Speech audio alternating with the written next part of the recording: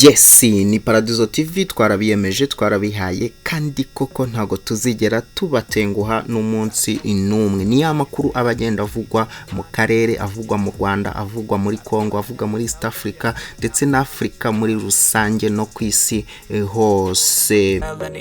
Minisitiri w'Ububanyi n'Amahanga n'Ubutwererane Dr. Vincent Biruta yakiriwe na Perezida w'u Burundi Evariste Ndayishimiye nyuma y'ibirori byo kwizihiza isabukuru y'imyaka 60 u Rwanda n'u Burundi bumaze bubonye ubwigenge. Itariki ya mbere Nyakanga buri mwaka niyo u Burundi bwizihizaho umunsi w'ubwigenge bwabonye mu 1962 ndetse buyihuriyeho n'u Rwanda nyuma y'igihe ibihugu byombi byarakoronijwe n'Ububirigi.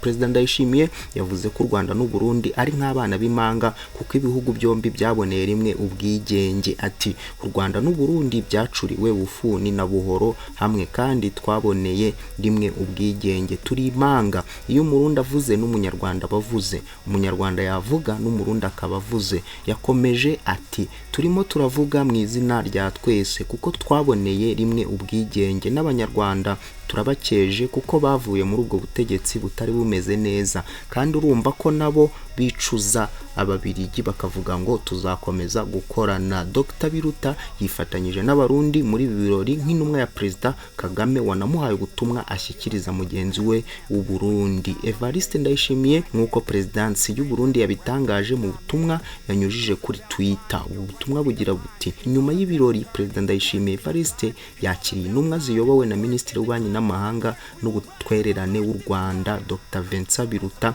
yarazanye ubutumwa bwa Perezida Kagame bwo kwifuriza amahoro n'iterambere mugenzi we w'u Burundi Evariste Ndayishimiye. Ibirori by'isabukuru ya 60 y'ubwigenge bw'u Burundi byari byitabiriwe n'abanyacyubahiro baturutse hirya no hino barimo Perezida wa Centrafrica Faustin Todore, intumwa y'umwami w'Ububirigi iz'ibihugu byo muri Aziya nka Oman n'ibindi. Perezida Ndayishimiye yavuze ko ababirigi basize u Burundi ari igihugu cyuzuye amacakubiri n'ubukene bukabije, ariko nyuma y'imyaka 60 kimaze kugira ijambo mu ruhando mpuzamahanga ndetse kikitabazwa ngo gitanga umusanzu aho biri ngombwa. Ati turagira ngo tumenyeshe amahanga ko twireba tukabona ko dukuze. Ikimenyimenyi Burundi busigaye buhabwa ijambo mu ruhando rw'ibihugu kandi rugatanga umusanzu ahandi. Icyo ni ikimenyetso kidasanzwe. Yakomeje ati ababirigi bamenye ko badusigiye igihugu kimanitse ariko ubutegetsi bwiza burimo bugaruka. U Burundi ntibuzongera gusabiriza ahubwo tuzakora ibyacu